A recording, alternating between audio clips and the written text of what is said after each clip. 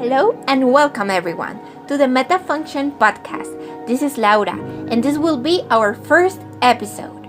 But before we begin with the talking, we would like to talk about why we are doing this in the first place. First and foremost, we want to share with English students the importance of studying grammar, how a person creates meaning using the metafunctions in their speech, and the importance of understanding the message behind it. We also want to make grammar easier to understand and more accessible for students who might find it boring or scary. It might be difficult, but it is completely necessary to understand to a deeper level the English language.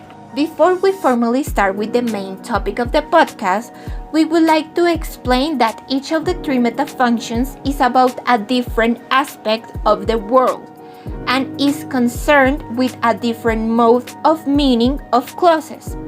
I would like to state textually the words of the linguistic Michael Holiday, who will be our main reference in this series. He states, "One of the most powerful dimensions of systemic functional linguistics has been its recognition of the spoken features of rhythm and intonation, prosody, as grammatical.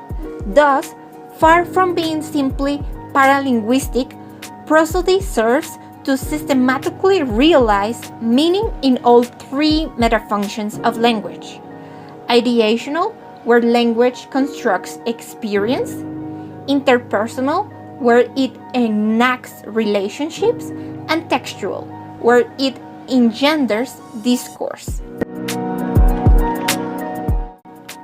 In this first chapter, we will be talking about the experiential metafunction.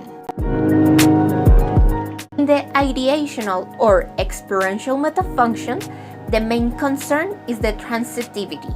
A clause is analyzed into process, participants, and circumstances, with different participants for different processes.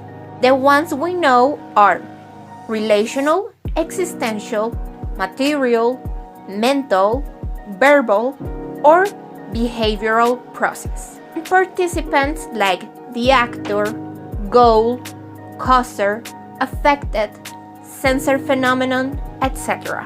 When talking about the experiential metafunction, reference is made to the clauses in speech or writing that present or expose the experience of the external and inner world, the mind, of the user or from another individual. It can have many objectives, and the most important are to classify the events that people experience and to project an idea of reality. The questions this metafunction answers are what's going on, who is participating, the how, where, and when of what is happening, and what are the circumstances. Some examples are: the hotline had its highest monthly contact volume in history in February. This clause is showcasing what is going on and when is going on, all part of the experience. Other example is Russian forces in the Ukrainian town of Bucha.